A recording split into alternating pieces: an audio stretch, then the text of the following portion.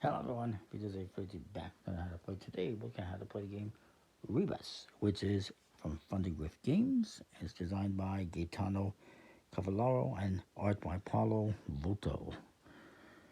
This is one of these small games in their Mets box collection, along with another one like the recently 15 days and more to come.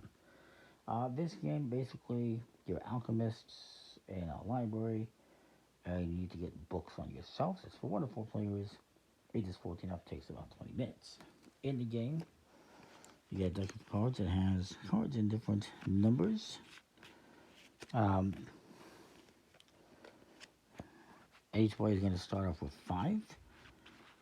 Red cards, you'll see our numbers 1, 2, and 3, and they have 1 out of a point, is what it is.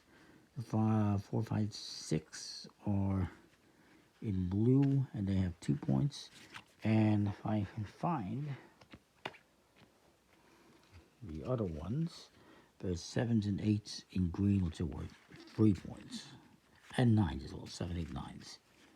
There's also in here some zeros, which have this grayish color, and they're worth 1 point.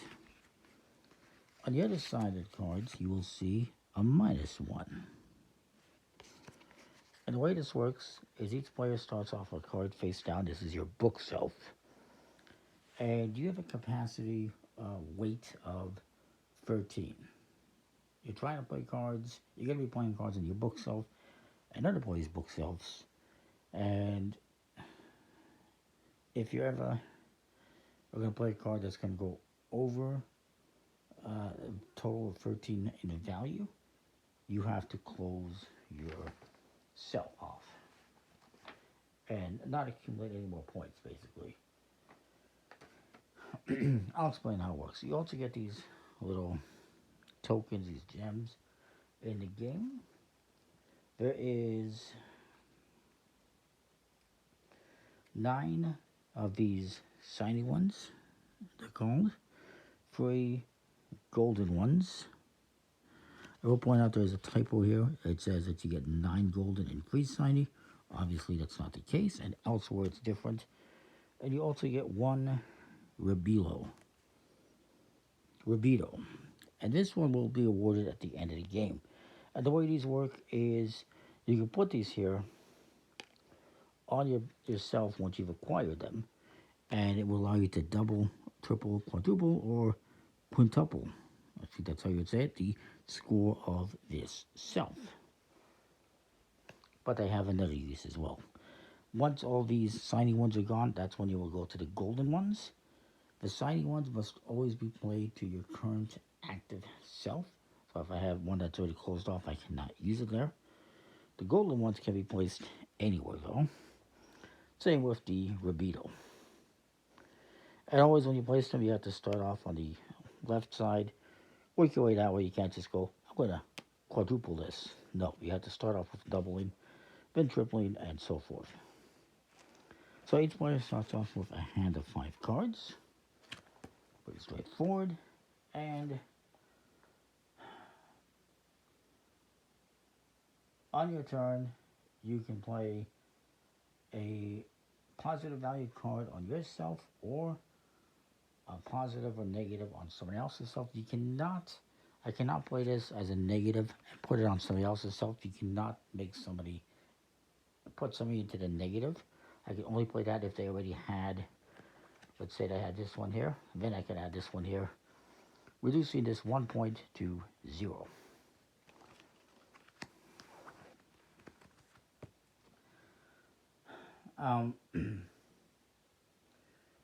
So you always play 1 card on yourself or somebody else's self, or you can play 2 on yourself as long as they're the same value. So I could, I probably will play these 2 6s on myself, since that is 1, 2, 3, 4 points. And actually, I forgot, at the start of your turn, you're always going to draw a card. Now I get a 0, that's fine. So I'm going to play these 2 here on my turn. So 1 or 2 on yourself. If you play 2, they have to be the same value. Or you can play 1 on somebody else's self, even if they have nothing. Now, I don't want to help anyone gaining points, so I'm not going to play on them.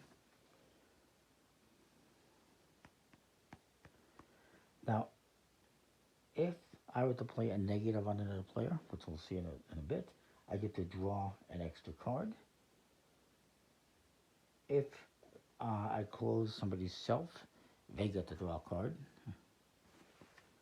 And on your turn, you can play one or more gems on your active self to add the point multipliers.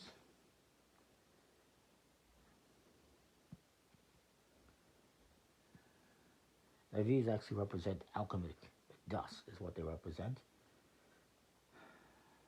Anyways, if you ever close somebody else's self, that's when you get to take one of these cubes, and you can use it to add a multiplier, or you can use it to close your own self. You cannot close your own self if you don't have one of these gems. So I have played, let's just go through the game a little bit. This next player is going to go. He draws a card. Since I'm at 12, he could play a card on mine and put me over that, so maybe he plays this 2. He's going to play it as a negative. Actually, no, he can't, because he'd be putting me over 13, so if he plays this here, he's just going to be closing off myself. So maybe he does that. That's his turn. So this next guy's going to go. He'll draw a card. He's got lots of 1s. They're only worth 1.8, but he might as well play some there, and he can add more later on. So it comes back to me. Oh, and I forgot, since he closed off myself, I get to draw a card. And since he closed off myself, he gets a gem. I forgot about that. It's easy to forget.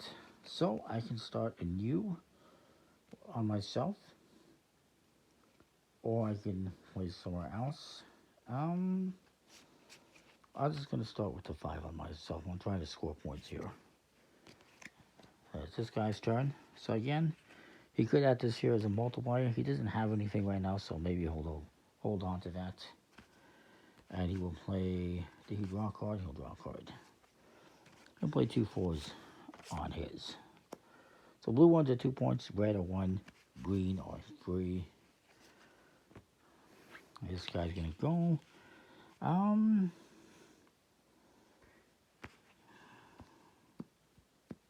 He could play this here, making it 13, and making it a minus. So he's going to do that. He's going to give up 2 points, but he's reducing this from 4 to 3, and now it's at 13.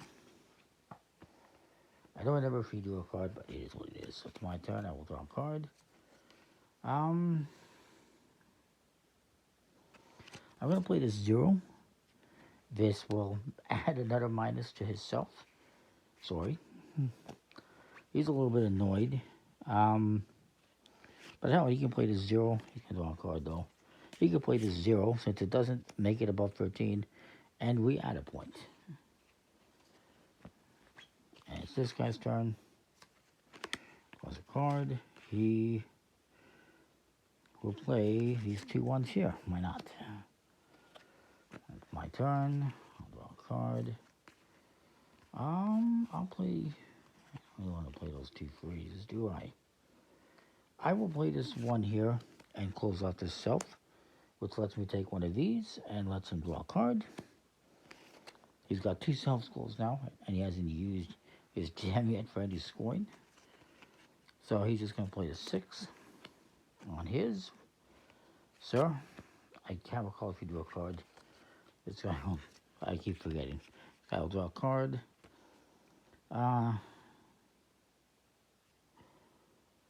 He's going to play this 5 here. It's my turn. I will play these 2 3s. Actually, I didn't draw a card, did I? Ooh.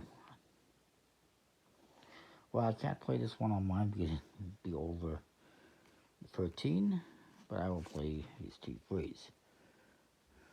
And I'm going to take this and put it here to double that score from 4 to 8. The modifier will not come off. Now I cannot play this one here because this self is already closed off. You could, if you want, play selves side by side, but this takes up less space. So this guy's going to go.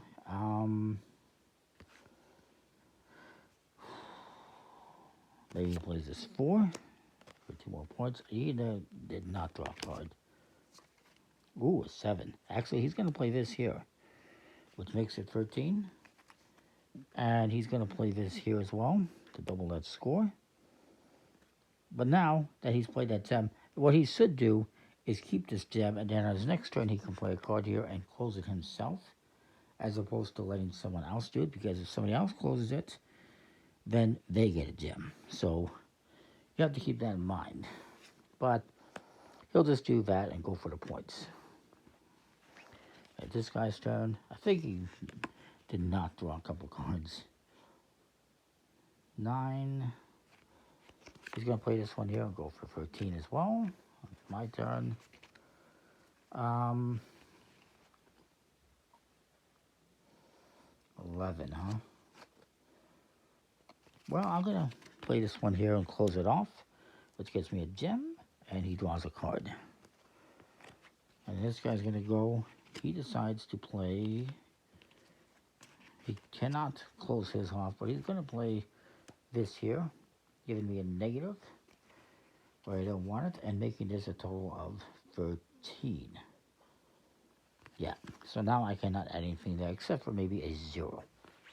And this guy's going to go. He says, you know what, I'm going to play this here, give you another 0, another minus. And then it comes back to me. I'll draw a card.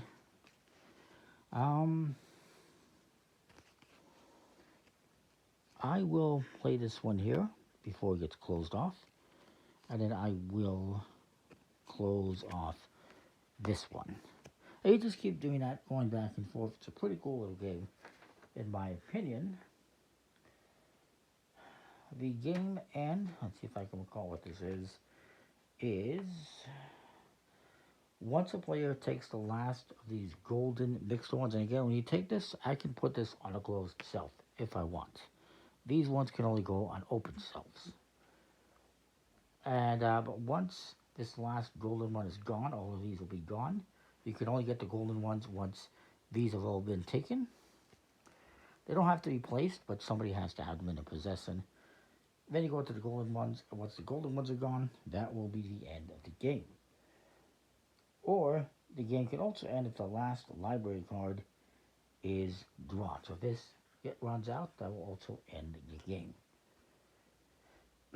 And once that person takes that last card or that last golden mixture token, that it will end their turn, complete the turn, and then that will be the end of the game. So yeah, the numbers on the cards, as I mentioned, represent the book weight, and you have a total weight of 13 on the shelf. That's why you cannot go over 13. If you play a card that's going to go over 13, you have to play it face down. If it's on yours, you can only do that, close it, by playing a gem, as I mentioned. But you can close off somebody else's and get a gem. So at the end of the game, what's going to happen is, and there's also a variation for 2 players, where if your active shelf is exactly 14, you can close it by playing a library card from your hand, and then you get a mixture token, but you don't get to draw any extra cards. So for 2 players, you can close your own shelf. But for 3 or 4 players, you can only do that if you have one of these, which makes sense. Once the game ends, you will assign the Rebis token. And what you're going to do is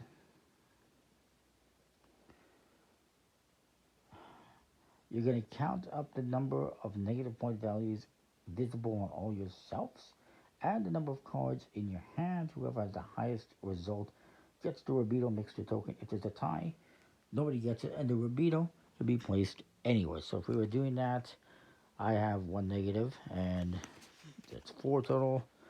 This guy has no negative, he's got 3 cards. And this guy has 4 cards, and he's got 1, 2, 3 negatives. He gets the Rebis, and maybe he puts it here to double his score. Then you will just simply add up the scores. Each one of these is worth 1 point. And then the multipliers, of course, and these are negatives. I don't believe you multiply the negative. Let me just double check if it says anything.